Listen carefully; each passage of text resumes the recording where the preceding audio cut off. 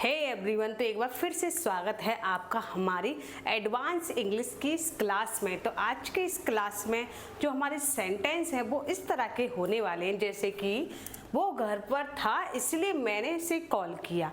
वो घर पर था इसीलिए मैंने उसे कॉल किया। तो देखा जाए तो इसमें दो सेंटेंस हैं। वो घर पर था, मैंने उसे कॉल किया, लेकिन इसको जो जोड़ने का काम कर रहा है वो है इसीलिए। तो इसकी वजह से ये पूरा एक सेंटेंस बन गया। मैं बीमार था इसलिए मैं नहीं आया।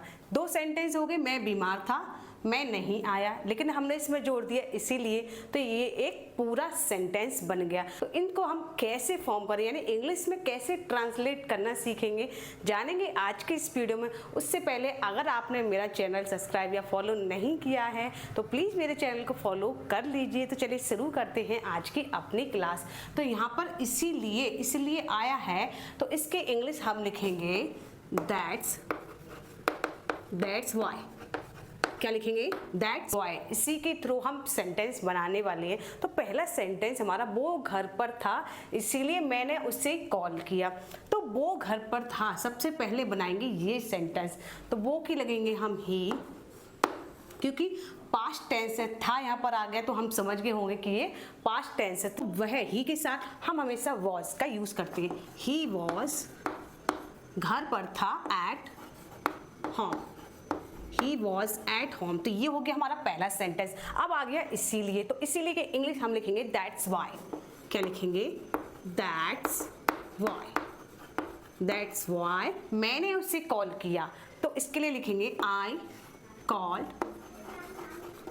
called, और इसके लिए हम लिखेंगे him। I called him। क्या हो गया इसके इंग्लिश?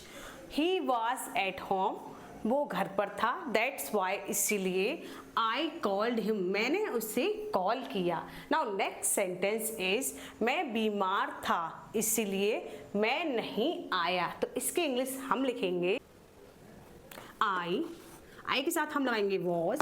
आई वॉज, बीमार की इंग्लिश हम लिखेंगे सिक या फिर अनवेल। आई वॉज सिक इसीलिए दैट्स वाई मैं नहीं आया। I didn't came.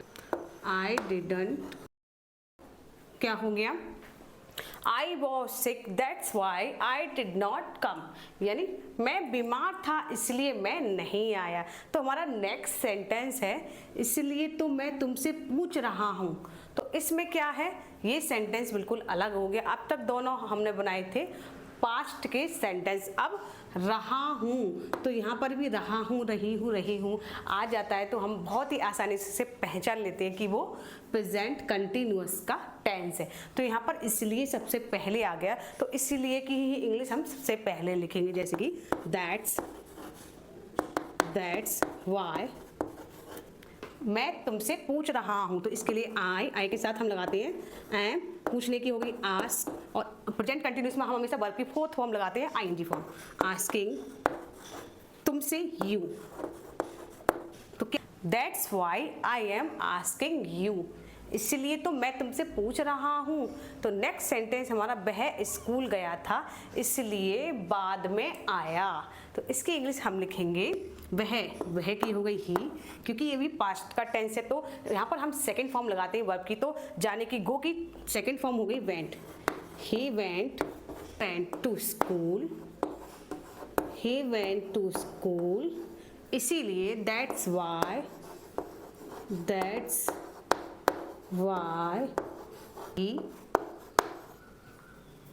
he came back later। क्या हो गई इसके English?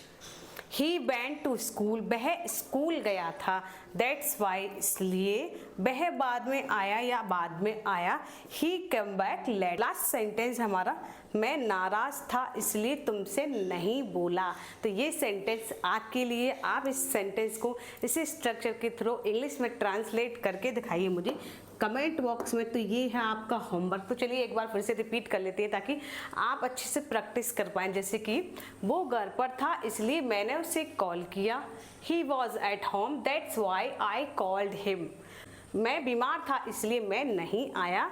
I was sick that's why I didn't come. इसलिए तो मैं तुमसे पूछ रहा हूँ।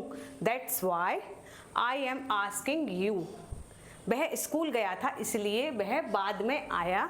तो he went to school that's why he came back later. मैं नाराज था इसलिए तुमसे नहीं बोला। तो इसकी इंग्लिश क्या होगी, इसका जवाब दीजिए आप कमेंट बॉक्स में। तो आप ये ही नहीं, इससे हटकर आप और भी बहुत सारे सेंटेंस को मुझे बनाकर दिखा सकते हैं कमेंट बॉक्स में। आज की वीडियो आपको पसंद आई हो तो वीडियो को लाइक शेयर करना ना भूलिए। इसी तरह से इंग्लिश सीखने के लिए आप मेरे चैनल को फॉलो जरूर कर लीजिए। तो चलिए मिलते हैं अगली वीडियो में एक और नए स्ट्रक्चर के साथ।